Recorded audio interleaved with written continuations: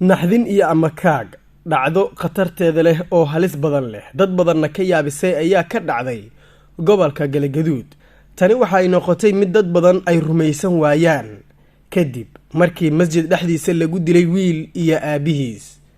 waa run waxa laga yaabaa in ay kula tahay ama kaag, laakiin waa mid ka mid ah dhacdooyinka ugu halista badan oo ay maqlaan qaybo ka mid ah bulshada Soomaaliyeed oo goobjoog u ahaa dhacdooyin khatar badan oo ka yaabiyay dad badan oo ku nool guud ahaan caalamka iyo sidoo kale gudaha dalka Soomaaliya.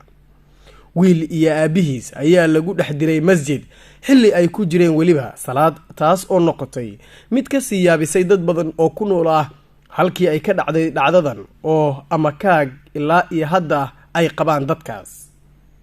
allaha u naxariistay Sheekh Cismaan Axmed Geedi iyo wiilkiisa ayaa xalay lagu dilay deegaanka Dhisaq Shurufle oo ka tirsan gobolka Galgaduud.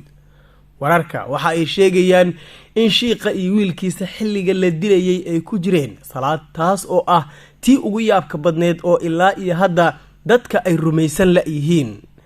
kooxihii dilka geystay ayaa isaga baxsaday halka ay ku dileen sheekha iyo wiilkiisa sida ay xaqiijiyeen laamaha amniga Galmudug.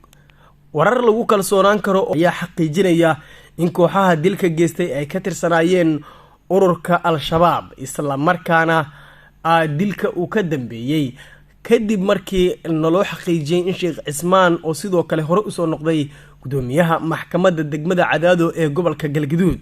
laamaha amniga ayaa weli ku raajooga inay gacanta ku soo dhigaan kooxihii dilka geystay inkastoo weli aan gacanta lagu haynin. tani waxa ay ka mid noqonaysaa dhacdooyinka ugu yaabka badan ee ugu khatarta badan ee ka dhaca guud ahaan Soomaaliya kadib markii wiil iyo aabihiis la dilay xilli ay ku jireen masjid weliba iyaga oo tukanaya salaad.